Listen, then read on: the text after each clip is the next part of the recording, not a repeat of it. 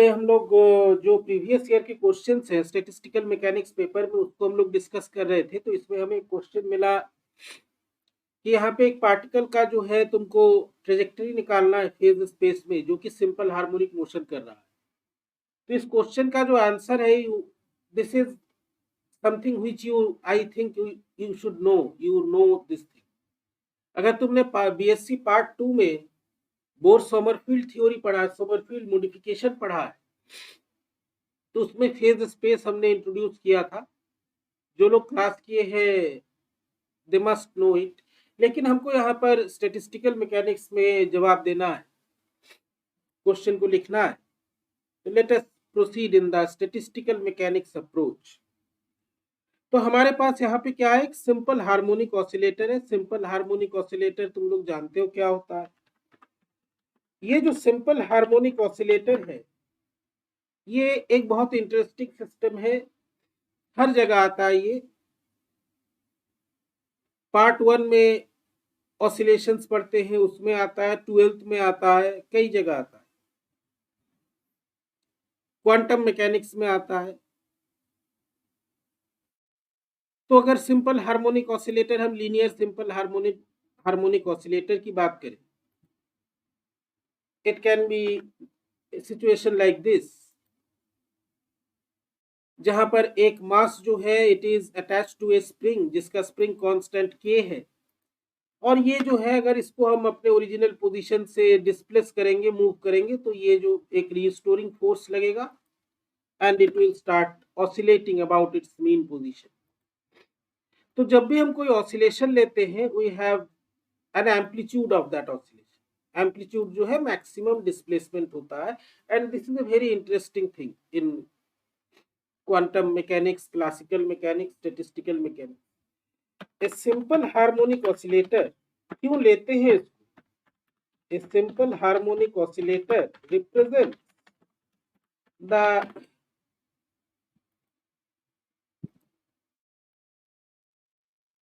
represents the situation where a particle is constrained माने बंधा होना, बाउंडेड होना, constrained by a restoring force which is a spring force,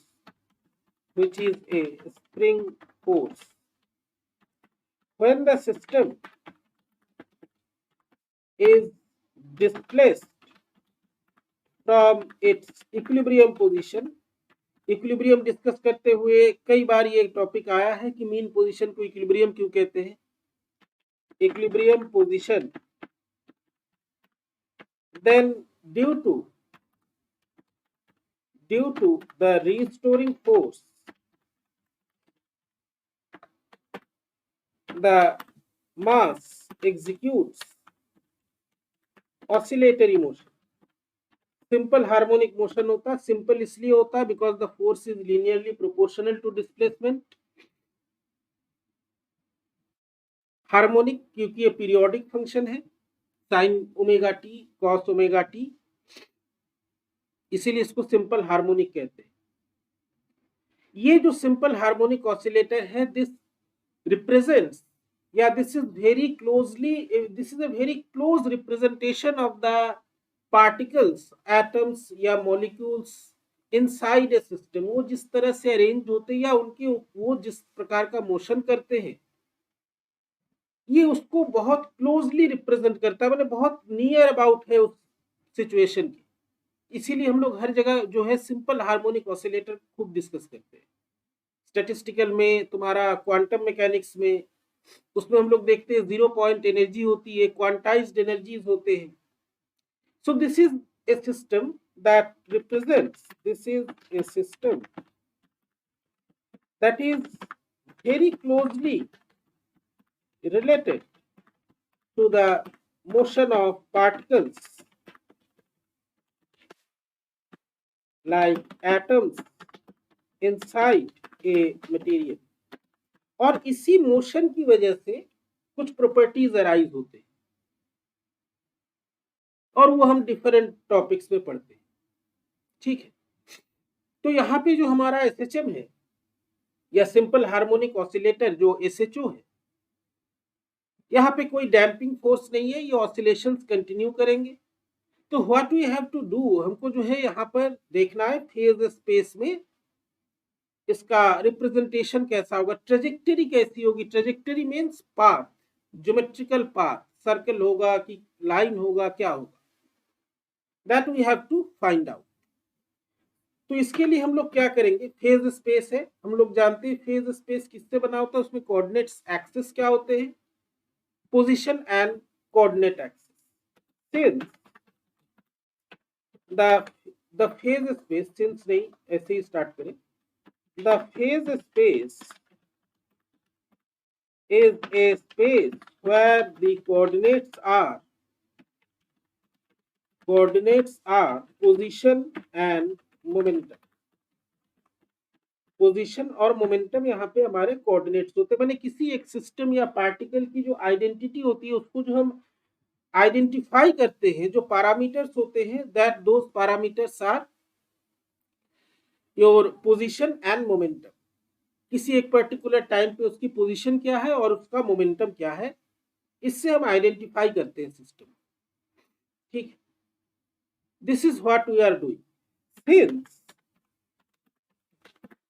the total energy, हम ये जो है तुमको एक्सप्लेन करने के लिए इतना लिख रहे हैं, तुमको एग्जाम में इतना सारा नहीं लिखना है, तुमको आंसर लिखना है। हाँ, अब आंसर में भी जो है डायरेक्ट रटा हुआ डेरिवेशन फटाफट मत लिख देना, थोड़ा सा एक्सप्लेन करके लिखना, इतना डिटेल देने की जरूरत नहीं है, हम तुमको समझाने के लिए बता रहे हैं। Since the total energy, since the simple harmonic oscillator SHO has, yeah, is assumed to be free from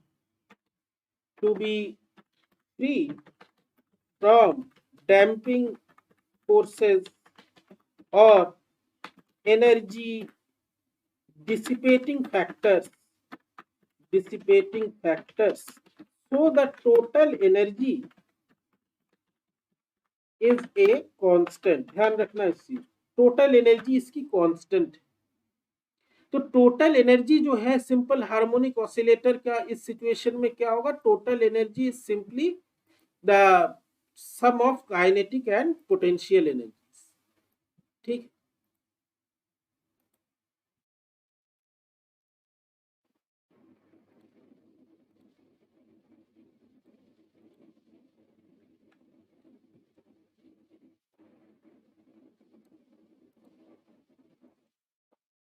The total energy of the simple harmonic oscillator is the sum of the kinetic and potential energies। Kinetic और potential energy का sum, तो E is equal to T plus V। T जो है ये kinetic energy को दर्शाता है। तो अगर ये सिचुएशन है और हमको जो है फेज स्पेस में हमको क्या चाहिए, दो कोऑर्डिनेट्स चाहिए, one is position another is momentum. तो इसके लिए हम लोग क्या करते हैं, हम लोग शुरू में ही क्लासिकल अप्रोच पढ़े थे कि फेज स्पेस में जो मोशन होता है, जो पार्टिकल्स, जो पॉइंट्स जो लॉज ऑफ मोशन को फॉलो करते हैं, they are the Hamiltonian equations of motion. So, yeah, since we have to express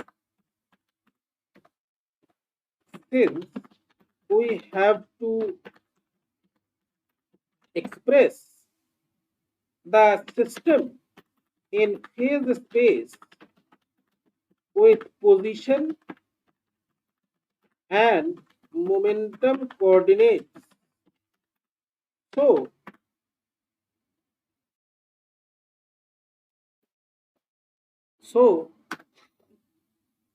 we express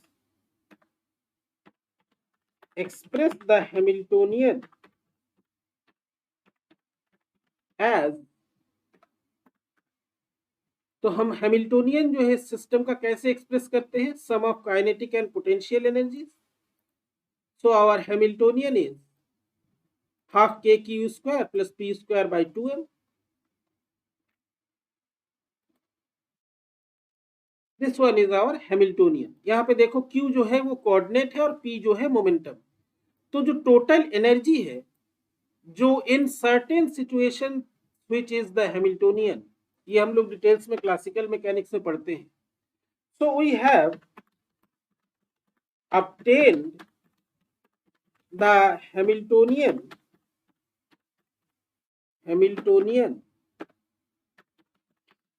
as in the as the function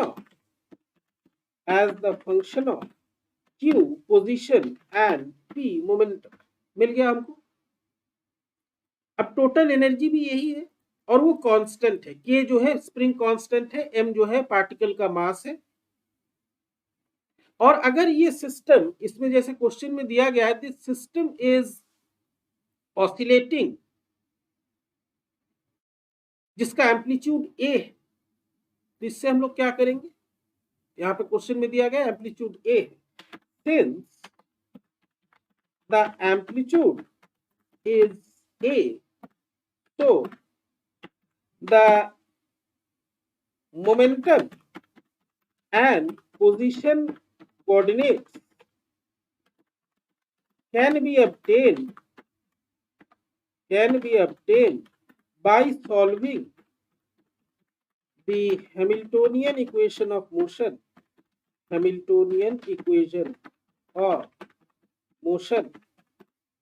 so we have, ये तुम लोग कर सकते हो हैमिल्टोनियन इक्वेशन, पी आई बराबर del H by del Q I dot, इस तरह से जो करते हैं। तो यहाँ पे जो हमारा Q और P आएगा in terms of your amplitude, इसको तुम खुद भी करके देख सकते हो, अगर नहीं होगा तो बताना, बता दिया जाएगा। This is very easy. क्योंकि पीरियोडिक मोशन है तो Q जो है हमारा a cos omega t plus phi है, और इसको अगर हम डिफरेंशिएट करेंगे, मास से मल्टीप्लाई करेंगे, तो हमको मोमेंटम मिल जाएगा।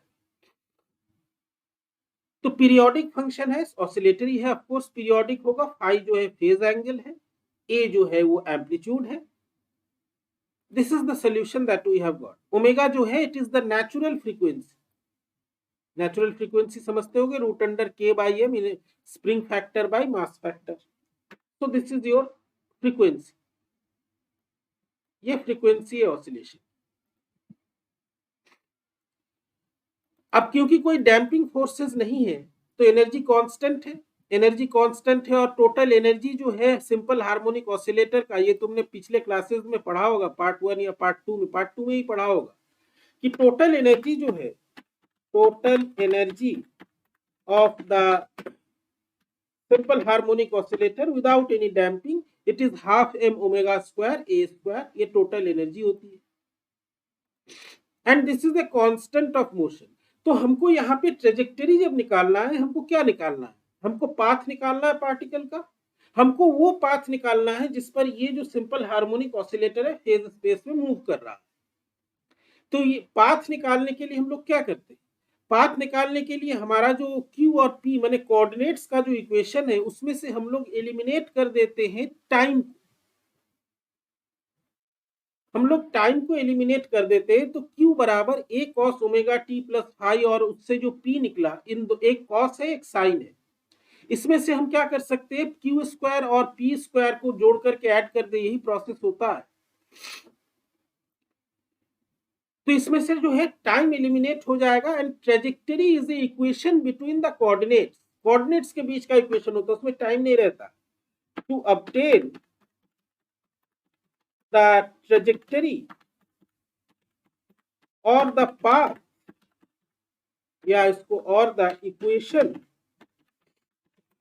Of the path on which the SHO moves on the phase space, we eliminate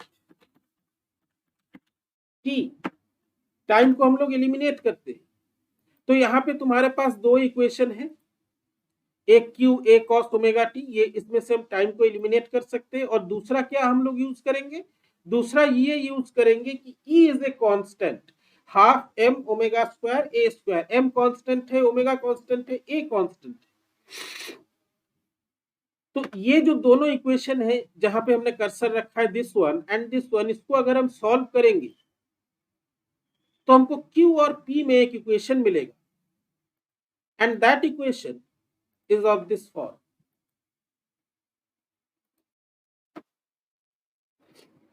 तो यहाँ पे हम लोग देख रहे हैं दो कोऑर्डिनेट्स है क्यू स्क्वायर और पी स्क्वायर और डिनोमिनेटर में कुछ कॉन्स्टेंट्स है and this is the equation of क्या, this is the equation of an ellipse, equation of an ellipse. ये एलिप्स का इक्वेशन, एलिप्टिकल पाथ होगा और जिसके जो एक्सेस है they are proportional to root under E, तो उनका एरिया जो है वो टोटल एनर्जी के प्रोपोर्शनल है। ठीक है,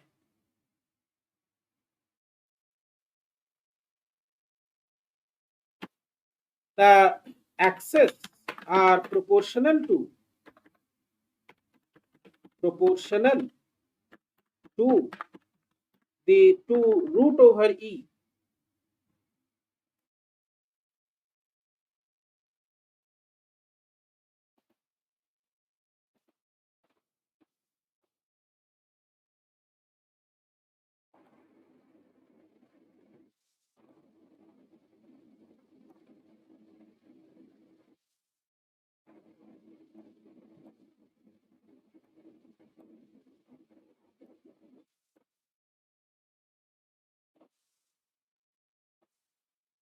ये रूट ओवर ई के प्रोपोर्शनल है and the area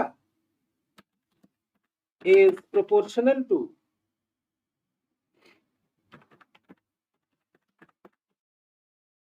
E, E के प्रोपोर्शनल एरिया है। ठीक है, so this is the trajectory. तो एरिया ऑफ एलिप्स जो है क्या होता है, 2 पाई ए इंटू बी। ऊपर वाले इक्वेशन से तुम ए और बी जो सेमी मेजर और सेमी माइनर एक्सेस है वो निकाल सकते हो and you can find that the area is 2 pi E by omega. तो यहाँ पे थोड़ा सा जो इसको हम और डिटेल से बता दे कि हमारा ऑसिलेटर का जो एनर्जी है, if it is slightly varying between two limits, बहुत थोड़ा सा वेरी करता है, तो ये जो पॉइंट है representative point in the phase space, it will be bounded in A region between two ellipse. ठीक है, दो एलिप्स के बीच में ये बाउंडेड होगा। मैंने कहने का सेंस मेरा ये है कि हमारा जो एलिप्स है, जो हार्मोनिक ऑसिलेटर है, let me change the page.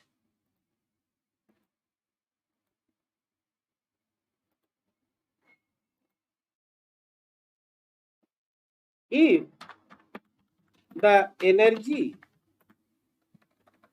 of the harmonic oscillator is between two limits, अगर थोड़ा सा इसमें वेरिएशन कुछ एनर्जी का इस प्रकार से होता है, then the phase points will be limited in a region between two ellipses। दो एलिप्स के बीच में जो है ये फेज पॉइंट्स होंगे, एक ई के कोरेस्पॉन्डिंग और एक E plus minus half delta के कोरेस्पॉन्डिंग। ठीक है, और यहाँ पे अगर हम वॉल्यूम निकालें, that volume will be 2 pi delta by omega. ये कैलकुलेशन अभी हम नहीं बताएंगे, इसकी अभी जरूरत नहीं है, बाद में बताएंगे इसको। डेल्टा माने डिफरेंस, कितना difference. This is the classical description of quantum description. और उसमें जो इंपॉर्टेंस है, अभी हम लोग प्लांक कांस्टेंट के बारे में पढ़ चुके हैं, but what is the significance of Planck constant in this situation या इन स्टैटिस्टिकल मैकेनिक्स, ये हम लोग आगे लेक्चर में पढ़ेंगे, समझेंगे, जब हम लोग क्लासिकल और क्वांटम के बीच में जो रिलेशन है या जो टर्म एसोसिएशन है उसको समझेंगे। तो तुम्हारा जो ट्रेजेक्टरी अगर तुमसे कोई पूछे, you can describe that the trajectory is an ellipse.